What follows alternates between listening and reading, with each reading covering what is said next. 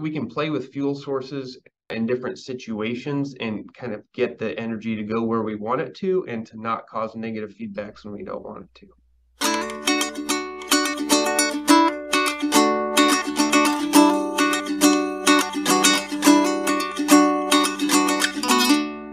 Welcome back, everyone, to the Dairy Science Digest. This is a podcast designed to bring the Journal of Dairy Science straight to the ears of dairy producers.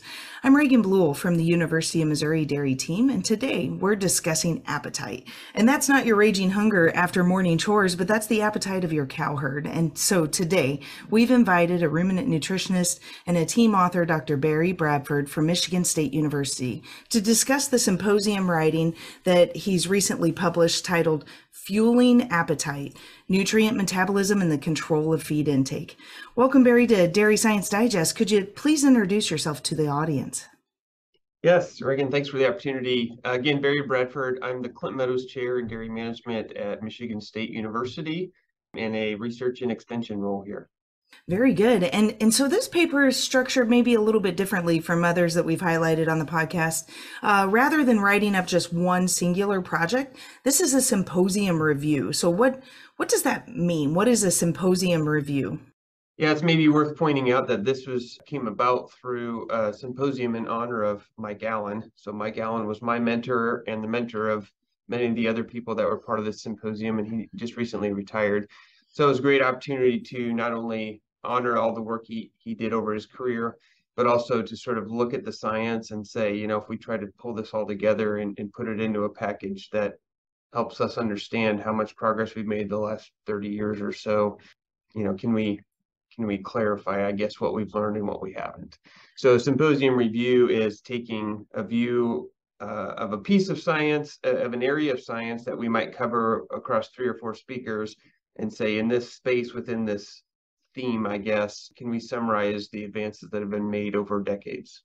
When we think about energy metabolism and what fuels that beast, I really think of the dairy cow, and I often associate her to an engine, right? And I don't want to alienate anyone by specifically calling out the Hemi or, the LT6, but all jokes aside, she has a fuel. The fuel that's within her is driven by intake. And if we can somehow manipulate or learn more about her intake and her drive to eat, or what that appetite looks like, then it helps us as ruminant nutritionists be more effective in getting intake. Can you talk a little bit about how important is every single pound of dry matter intake? Yeah, it's a great question you bring up, Reagan. I think, actually, this is an example of where dairy producers 80 years ago might have had more insight to this because people were individually feeding cows and by hand often. And so you really notice if a cow, is wolfing down 150, 180 pounds of wet feed every day because you're having to pitch it, right? Whereas now we've got cows in big pens, and if you separate pens by level of production, you may notice some dry matter intake differences across pens, but on a lot of farms, it's not tracked super close either. So, those of us that do research and still track individual cow intakes, yeah, it's astounding the range of difference across cows and how much they'll eat. So some cows will be at 45 pounds, some cows at 75 pounds of dry matter. Mm-hmm. And absolutely. So a rule of thumb that a lot of people use is if you get an additional pound of dry matter intake, the marginal milk you get on that typically we estimate is about 2.5 pounds, because you've already kind of paid the maintenance cost that you paid to have the cow there. And so extra feed that she takes in theory, should drive quite a bit of additional milk. Cream on top. That's what I like to call it. Right. Yeah. And so, intake is the name of the game. And so for ages, we've always talked about how feed intake can be associated with her total gut capacity and the quality of the hay and the relationship between those two things. But could you talk a little bit about what is that kind of old school model missing? That's a great question. Yeah, I think when people have tried to sort of make that scientific or clarify what we're thinking about, we've really identified 2 basic ways that animals decide not to eat. One is what we just simply call gut fill. And as a joke, I always talk about, like, you don't go to amazing steakhouse and get a massive salad at the beginning of the meal, right? Because you're not going to want to finish your steak. You're wasting your money.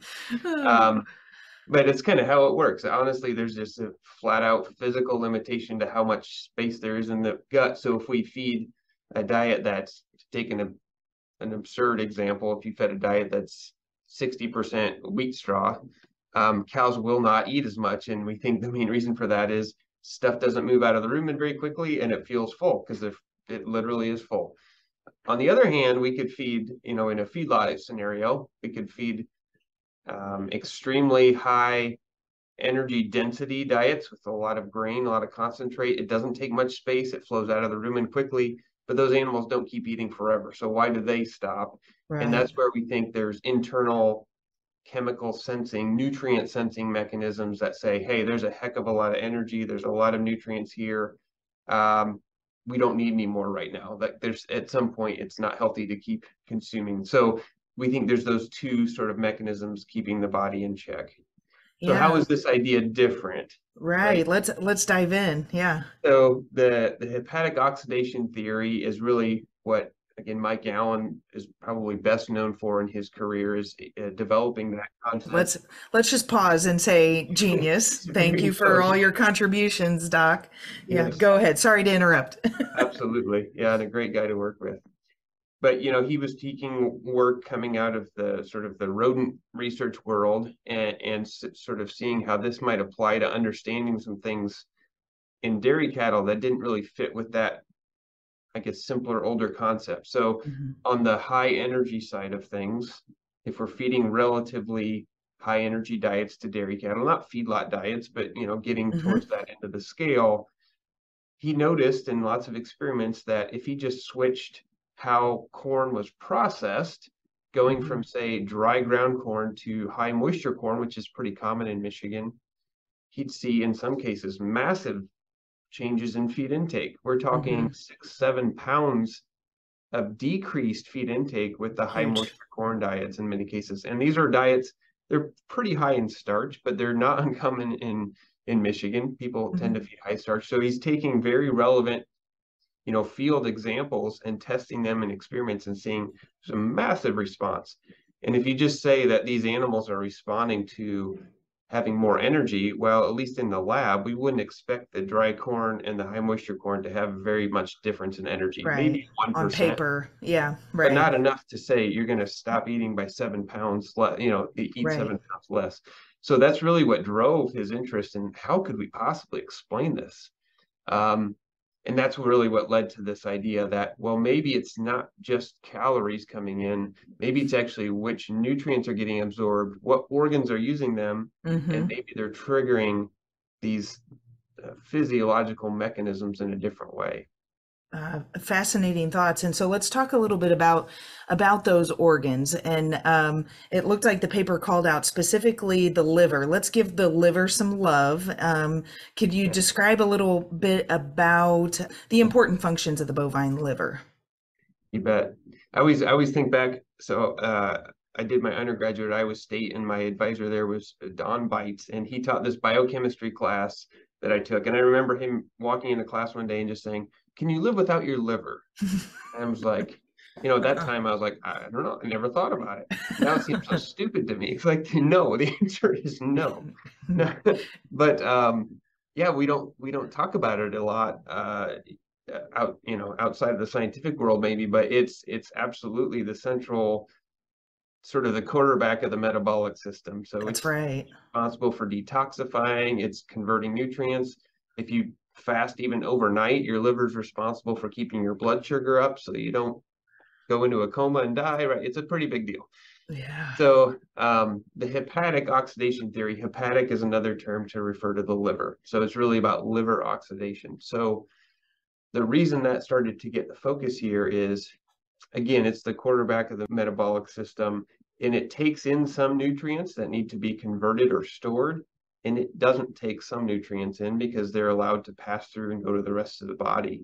And maybe it's also worth pointing out that all the blood flowing out of the gut, whether it's the rumen or the small intestine, large intestine, all funnels through the liver before it goes to the rest of the body. Mm. So Hmm. it has this sort of ability to sort of mask some changes that are coming from the gut if it needs to keep the rest of the body sort of at a steady Balanced state, out. right? Yeah, right. So one thing that's really interesting in bovine, because she doesn't really get to absorb much sugar because the bacteria have chewed it all up. Hmm. A huge difference is she's got to make most all of her glucose for her body compared to like us. Unless you eat Hmm. a ketogenic diet, you're mostly absorbing your glucose, right? So there's a huge difference in how the cow liver works with that versus most other species, in that she doesn't grab any glucose. She wants to leave it there, anything that gets absorbed. And she's busy pulling in things that can be used to make glucose. Precursors. Yeah, Right. yeah. And propionate is one of those most important ones, the most important one. And that's where that starts to tie back to diets, because if we feed a fermented starch source like high moisture corn, Hmm. you get much more and more rapid production of propionate in the rumen. Propionate. Hmm. Whereas like dry corn, you get some of that for sure, but more of it's flowing to the small intestine, getting digested in a different way. Slower. And so the propionate will then feed into that TCA cycle and really cause a huge impact on that. Okay, and so the other organ kind of in this game, this football game, you've got the quarterback being the liver, and then there's some discussion about the hypothalamus and its communication to the brain. Can you talk a little bit about that pathway and how's that happen? Yeah, okay, so maybe the hypothalamus is the coach, right? It gets to actually make the decisions. We'll ignore audibles for now. But yeah, clearly, and this is where there's still controversy, okay, but there's clearly growing evidence that there's lots of crosstalk that affects lots of things in the body between the brain and the nervous system that goes down into our body, including the gut. And they always say that there's actually more nerve bundles in your gut than there is in your brain, which is Wow. kind of interesting. Maybe at Thanksgiving it Yeah. makes sense, I guess. But Yeah. but one of the key nerves that actually connects the brain to the nervous system in the viscera is called the vagus nerve, and then it splits off into lots of branches. And the anatomy is pretty complicated, and that's what leads to some of the controversies on interpretation. But big picture, what we do know is, and actually some of the early work on this was done in ruminants, which is kind of fun. Some sheep Hmm. studies where they showed clearly in the 90s that if you infuse propionate to sheep, they really back off on intake way more than to other nutrients. But then they further showed they actually went in and did a surgery and literally cut that vagus nerve Hmm. and then infused propionate and showed that they no longer then diminish their intake in response to propionate. So Huh. most likely Yeah. the reason that propionate is suppressing intake is triggering something in the body that then goes through the vagus nerve to the brain rather than directly affecting the brain. So Wow. that's pretty cool, right? And That is then very cool. She's such a complicated beast.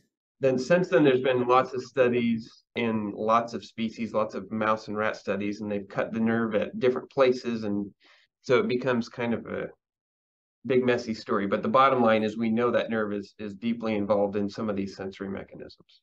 So in my mind, I'm immediately going to, because it's my favorite topic, the transition dairy cow. Because you really have two major appetite times of her life. You've got peak lactation, where you're really trying to drive maximum amount of intake, Right. and then you've got that poor pathetic transition cow that is trying to get into the groove and maybe sometimes falls off the wagon and doesn't quite eat correctly. And so how does this conversation circle around that particular problem child if and when she goes off intake, goes off feed early in lactation? Great question. And I will point out there are 4 symposium reviews from this symposium, and there's another one that's really specifically focused on how do we apply this to how do we actually formulate diets for cows. So I don't know if Mm. it's actually out yet, but it will be coming. So I'd point people in that direction sooner or later. But I'll be sure to create a link to the podcast once that paper comes out, because I'm really looking forward to that. yeah, it's a great question. And it's really just been recently as the hot concept developed, then it sort of led to new experiments. And my take home in transition cows is it's been a little bit noisy in terms of, are we better off feeding starch in the low 20% or the high Hmm. 20%?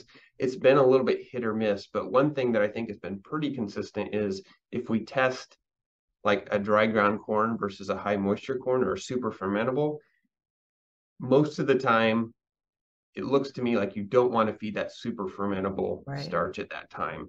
Like slow starch is probably better while she's trying to get off the ground. And I think some of that is we tend to talk about there's a lot of fatty acids coming to the liver then.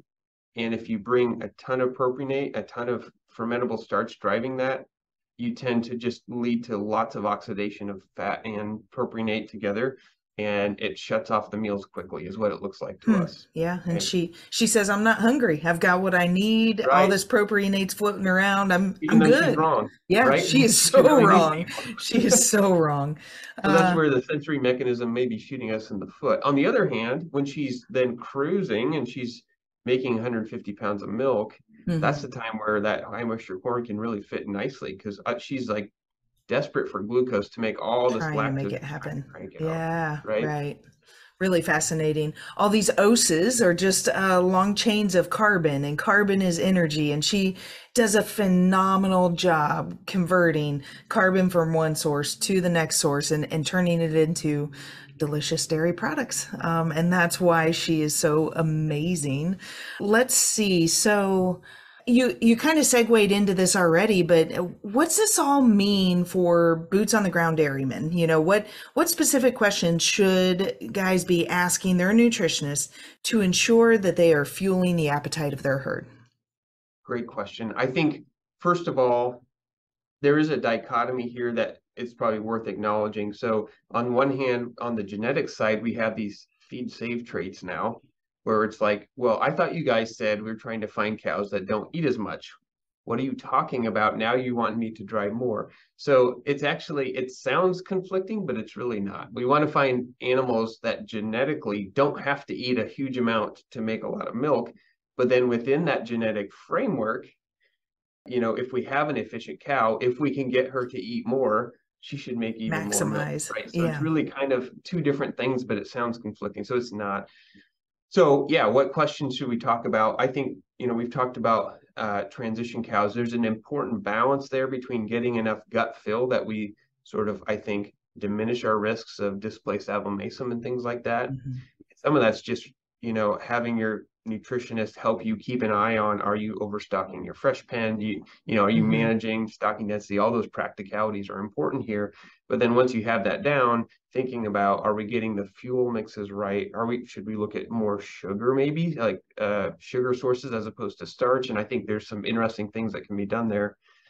And we talked about peak lactation cows. Personally, I think a lot of people are too cautious with peak cows. If you can Mm. separate them off, it's shocking what they can handle in terms Right. of diet formulation. Yeah. And I think there's room to move there. And then last, I did want to point out there's actually implications of hot for lower production late lactation cows as Hmm. well, because the headache that we always seem to have is how do we keep them from getting too fat? Fat. Like if you bred her pretty late and you really don't want to get rid of her, maybe you should, but if you really don't want to, how do we deal with that? And this is partly hot, it's partly just nutrient partitioning, but there's some neat experiments out there where people dropped starch, brought in non-forage fiber sources for late lactation cows, and not only helped control body weight gain, Hmm. but also actually in some cases are getting more milk by, Yeah. pulling Right. starch back, which is kind of antithetical, right? Right. Right. And but So yeah, controlling her overall condition. That's good. So I think we can play with fuel sources in different situations and kind of get the energy to go where we want it to and to not cause negative feedbacks when we don't want it to.